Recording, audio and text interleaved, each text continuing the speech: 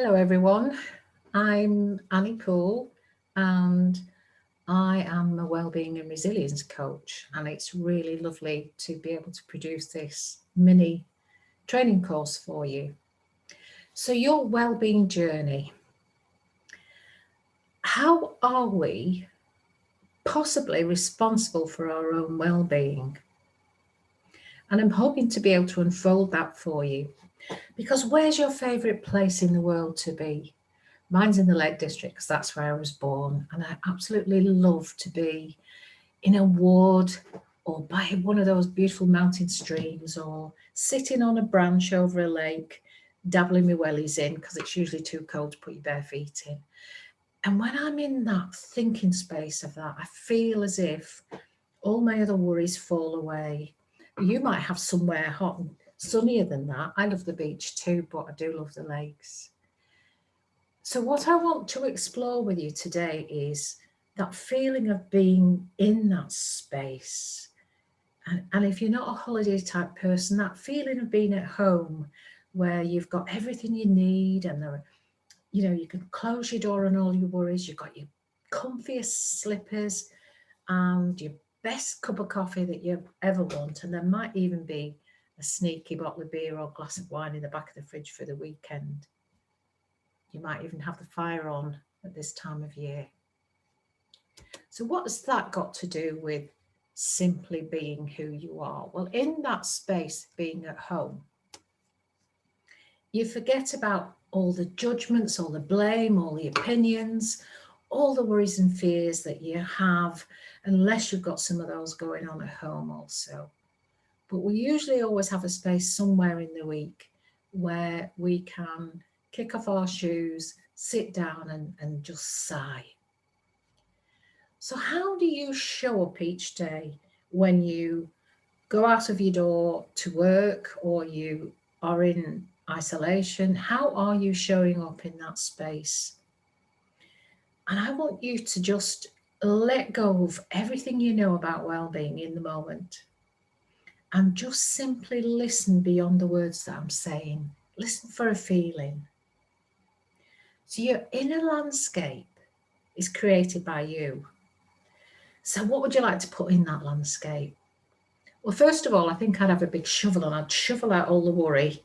Then there'd be a big space for a palm tree or something like that in that garden. And I'd shovel out all the busy as well, because we're really good at doing busy in schools.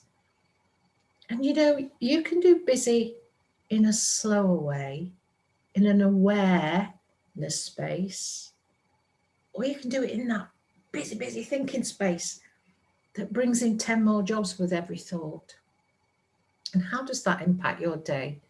If you're doing consciously aware, you've got things to do, or you're doing busy to try and get there all in a rush. So what does well-being mean to you? Because my well-being is no effort at all in the first instance. It's simply me being aware of what I'm thinking in the moment. It's not my worries about what happened last week or whether we'll be out of tier 3 or not for Christmas. It's none of that. It's just me being present with you here and now. And having enough space in my thinking by doing that to get creative in the moment. So I know it says type one word or sentence that sums it up for you in the chat box, but just say out loud or write down in a book if you're in company. What is well-being for you? And some of the answers for this are usually always linked with a sense of freedom. Most people, when they think about well-being, want freedom. Freedom from their busyness, freedom from somebody else's opinion of them, freedom from the shopping list of things you've got to do, and freedom from people who irritate you. And the good news is, if you can see life beyond that thinking, if you can see just in the moment, that's a space where all of that falls away because it's made up anyway. So let me use this metaphor of a pentagram. 5 things in life that frame our well-being.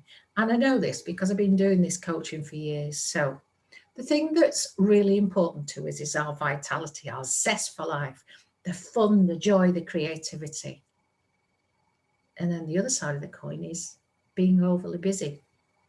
I love being busy, but I make sure that I get up and move around, or I go outside, or I change direction of where I'm looking. And then I'm kind of signaling to my body that I want a break. I want to break from all that thinking that's coming in front and getting in my way. And then, as I said earlier, that holding on to other people's opinion or pleasing somebody else, you're not in your true space of who you really are. You're too busy worrying about how you can support that person or how you can help that person, or I can't stand that person and they're giving you 5 more jobs to do. You've got all that thinking piling up, and it's all about other people. It's not even, you haven't even thought about yourself so far. You're busy and you're trying to help everybody else except yourself. And you know how important that connection is with others. But there's even one more important connection, and that's with yourself. What do I mean by connecting with yourself? Well, if you've got busy thinking going on, or you've got people-pleasing thinking going on, or you've got who does she think she is, or who does she think, who does he think he is going on, all that thinking going on, you can't possibly connect with somebody else. It would be like a load of interference on your telephone connection. So if you connect with yourself first, and that's just being aware of what's happening in your thinking. Is it light thinking, or is it busy thinking? Is it worry? Is it anxiety? Is there something really taking up your whole space? And I had a dad with dementia. He's just recently died, bless him.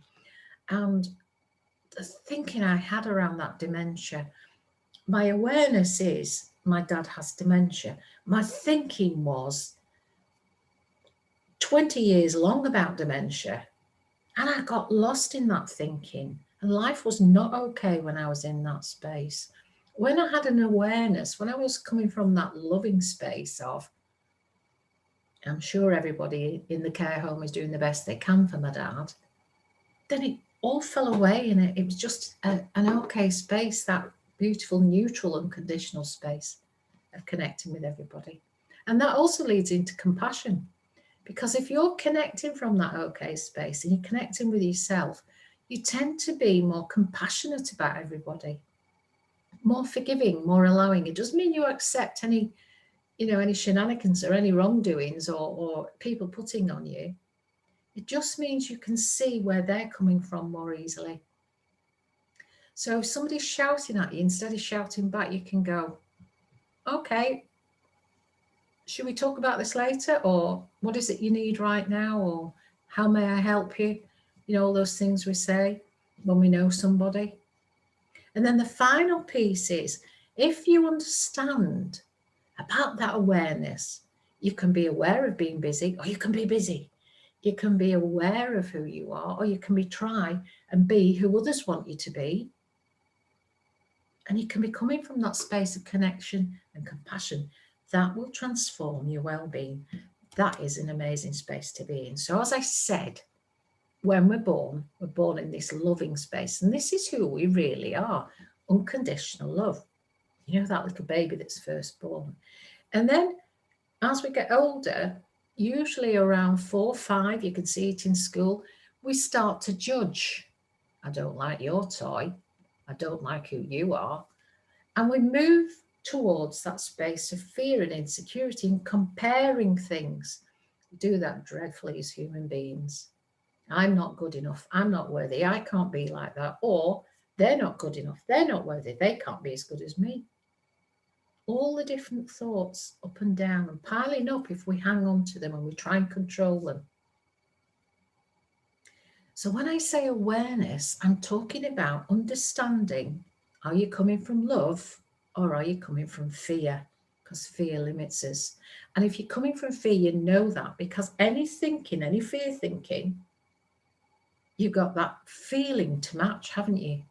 Butterflies in your stomach, tight throat, scrunched up feeling, maybe beating heart, shaking hands, wobbly knees, sweating a bit, all those things that the body says to you.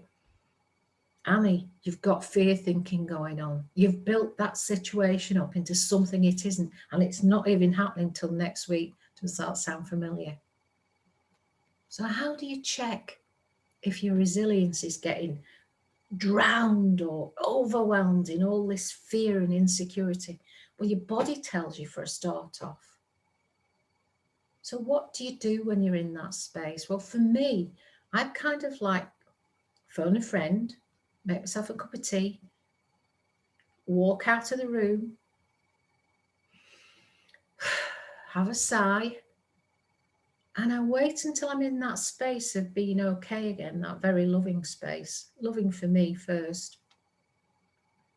I wait till I'm there before I want to go and work something out, because don't trust your thinking when you're in that fear space. It really does not serve you. It makes all sorts of things up. We know that because we see children at school doing that.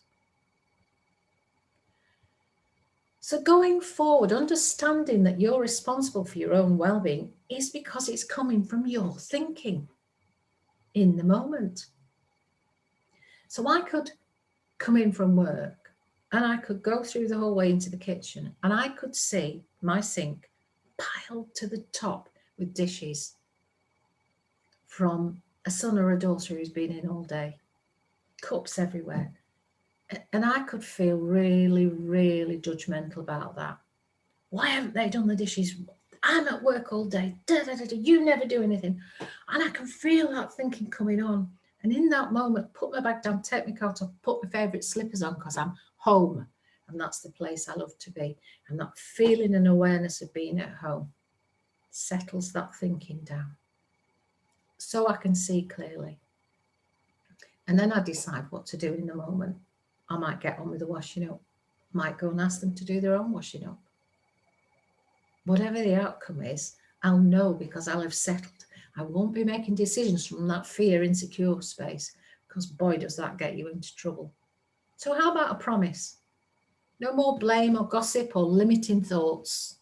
Try and do that for a day and then make it into 2 days. And get curious with your life. I wonder how I could do this differently. I wonder how, when I go to the fridge, I could stop myself doing X, Y, and Z. I wonder how, when I pass that person's classroom, I could stop myself judging the way they put the things up on the wall. I wonder how, when that child that irritates me to bits comes in, I could see it differently because I know it's my thinking. The child, I'm aware of the child, and now I've got irritability thinking around that child. So awareness or diving straight into the mud and wrestling. I know which I'd rather do. How do we find resilience? The good news is we've already got it. We're born with it. It's that loving, unconditional space. It's neutral. It's not romantic love. It's kind of like the love you would have for a beautiful scene, a sunset. It's that awe and wonder in the moment. Or for that pet, that little puppy or the kitten or any other pet that you've got at home that you love. Or for a baby being born. Or the innocence of my dad in his dementia. That was always a lovely place to be. And understanding that your thought is made of energy. Everything in the world is made of energy. You are, your thinking is, everything's energy. We know that from science. But the thing you may not be aware of is you create your own thought, felt experience of life. You think it, you feel it, you live it, or you let it go. Letting it go is the resilience. Staying in it, getting worked up, feeling angry. It's all okay, but you don't have to live there. I'd rather live in the lakes or a beautiful sunny place abroad. Because when we stir up that feeling, we think and feel it. And resilience is the ability to just stay in the awareness. I'm tired, I'm cross, I'm feeling irritable, but not do anything about it, to let it go through. Peace of mind or well-being is our own settled thinking. It's that easy. Takes a bit of practice though, because we're so entrenched in belief systems and habits and the way we usually deal with life. So your vitality, your truth, your connection, your compassion, they're either aligned in that okay space, or they're in that resistance of being lost and stuck. So what adds to your feeling of being okay? What is it that you do? For me, cup of tea, phone a friend, love the stars. Think I'm a frustrated astronaut, really. Love to go out under the stars and have one of those little mini bonfires in one of those fire bowls, and a hot chocolate or even a mulled wine. And just see the space station coming over and disappearing again. The expansiveness of being under a night sky and wrapping up well, it just feels so different. And what diminishes my vitality or my energy? Not listening to my body when it's saying to me, you're overdoing that, Annie. You're overdoing that, Annie. And I'm getting a tap from my body, and then I think, why have I got a headache? It's because I'm not listening to my body that's telling me my thinking has gone a bit funny. Love yourself first. Get in your space of home. Understand your range of emotions. Feel them. Be aware of them. Don't jump in and live there. That awareness will bring you such a depth of understanding about your own well-being and also about other people's. Your well-being needs to be fueled, not your anger and everything else. And by the way, it still is okay to get angry as long as you don't hurt anybody else. It doesn't mean it's going away. You just don't have to live there. That's the fabulous point. So one thing to become responsible and not lost in busy. Well, I know when my desk starts to get full of things and I don't seem to have it neat and tidied, I know that that's reflecting what's going on in here. And so I get up and move away. It's the same with the house. If it's sort of getting really untidy and I feel I'm the one responsible, then I'll take a break and I'll wait for that idea to come to be able to cope with that. Being in my truth and being aware of my mood, well, that's listening to my body. You know, sometimes if we forget to drink during the day, we get a bit of a headache, then we start to get irritable, The thoughts there, the awareness is there. You need a drink. You get that awareness and you push it away because you're too busy. And then your mood changes and you get cranky and you push it away because you're too busy. And then it changes again because it kind of ups it, doesn't it, each time? And now you're on level 3 busy. Level 3 awareness has disappeared. You're just purely in your thinking. And just becoming aware of that, you know, that blind spot, that falling down the rabbit hole when you get to that higher level.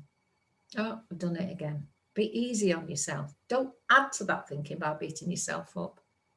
And what about the beliefs that you've got? Can you think of 2 things you're scared of? I used to be scared of heights, and it stopped me doing all sorts of fun things with my grandson until one day we were just about to go on this beautiful little train, and I thought it was going around an island, and actually it went 90 miles an hour down in the dark, and it felt like we were vertical, and then it went horizontally up a mountain actually, and I could hear myself scream, and I thought, hang on a minute, Annie, you've just learned that your scream and your fear is brought about by your thinking. What if you weren't scared?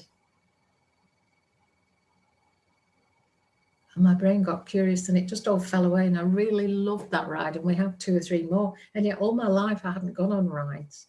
Now that's a kind of a big example of letting go of scared, but I'm sure you have other things that you don't do that limit you. You know, you may not want to drive on the motorway, or you may not want to go into a certain shop at the moment, or just things that stop you being able to make your choice in the moment. So 2 ways of being in the now. Well, that's checking in on yourself. Am I carrying anything about yesterday? Because that's a memory now, that's in the past, and it will only come to life if I give it more thinking. And what about if I'm worried about all those what ifs? Well, if worry works for you, do let me know, because it's never worked for me. Staying in that what if energy just makes me feel rubbish. So I know in this moment, in a minute, I'm going to have a cup of tea, and it's not the tea that's making me feel okay, and it's not, you know, the future that's making me feel rubbish. It's my awareness of where I am in the moment. I don't need to live in the what if thinking. I don't need to live in the memory of some of the things that have happened to me this year. I can give it attention if I want to. That's my choice. Thank you. I hope this video has been of use to you. I hope you gain some understanding.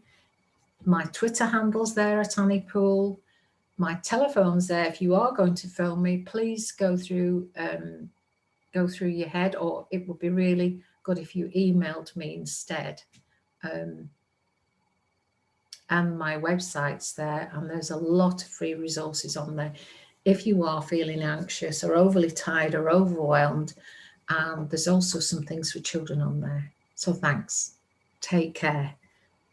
You really matter.